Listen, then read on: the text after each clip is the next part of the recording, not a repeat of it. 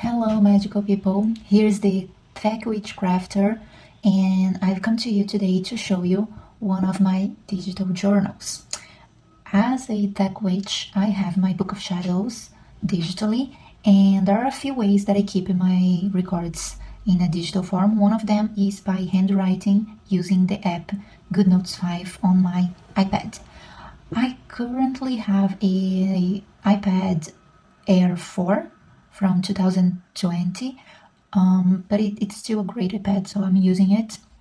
And I'm gonna show you today my book of spells. If you're interested, you can ask me in the comments to show you my Book of Shadows or parts of it.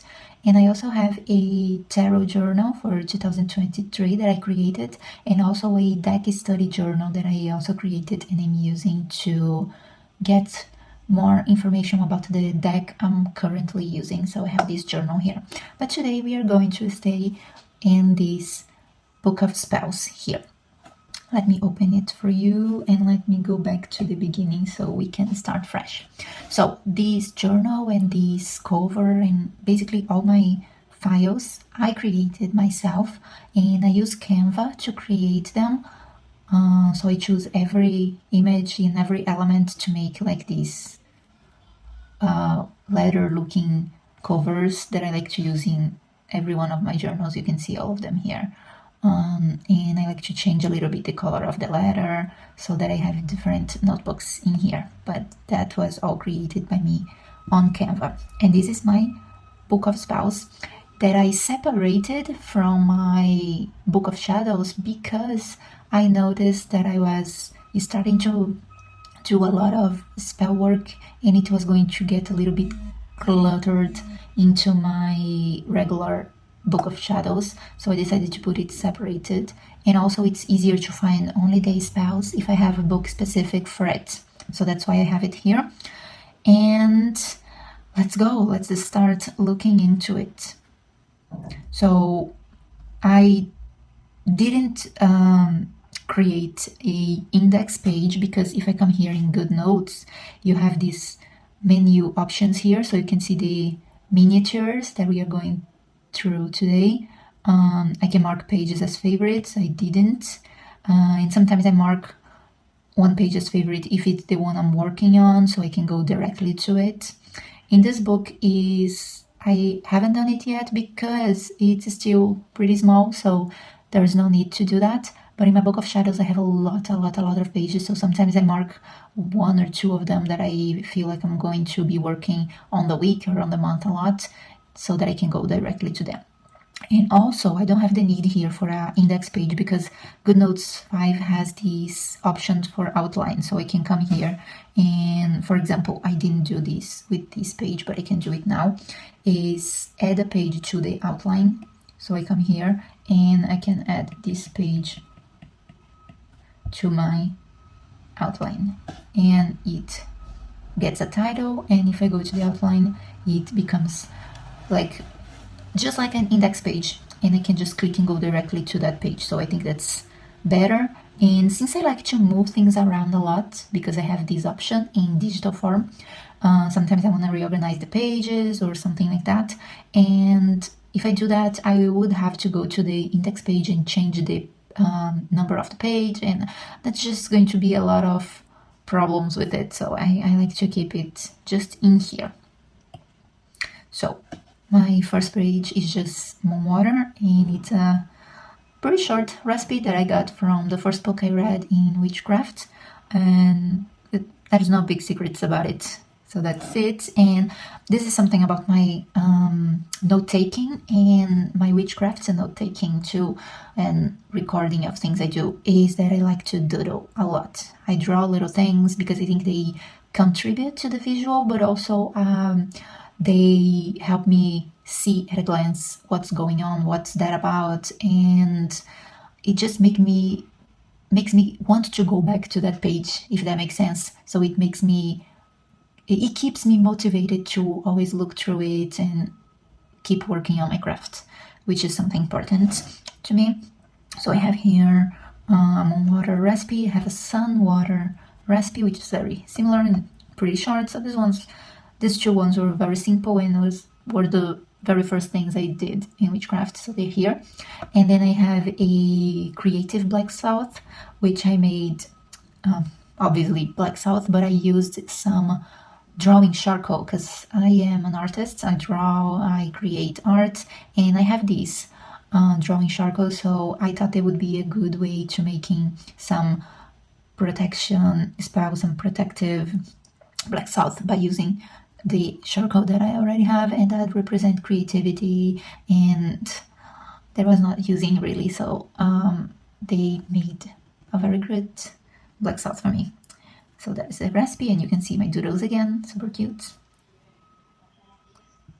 I have this tea chanting framework that I do kind of regularly. So there was this specific month that I wanted to attract wealth and prosperity. So I was drinking cinnamon tea and using this chant to do that. And right now I'm drinking chamomile tea for calming energies, to bring peace, calm, and to get good sleep. So I'm doing that at night now.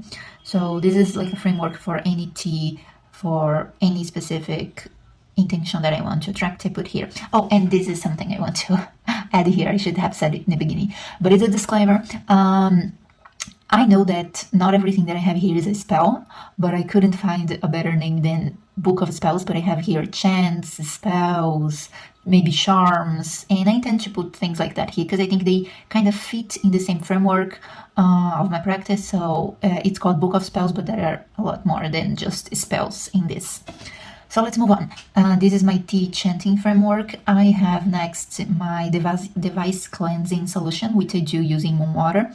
Since I'm a tech witch, I have to keep the energy of my devices protected, not just clean them physically, but also clean them metaphysically. So I have this recipe by using moon water and choosing a soap with an ingredient with the properties that I want. So for example, coconut can bring like protection, and you can have maybe other type of energy that you want your devices to carry around with you, which is a great thing because thinking about it, we carry our devices everywhere we go. So if we can like program and infuse the type of energy we want them to like bring, to have all around with us, that's great. So I have this recipe here.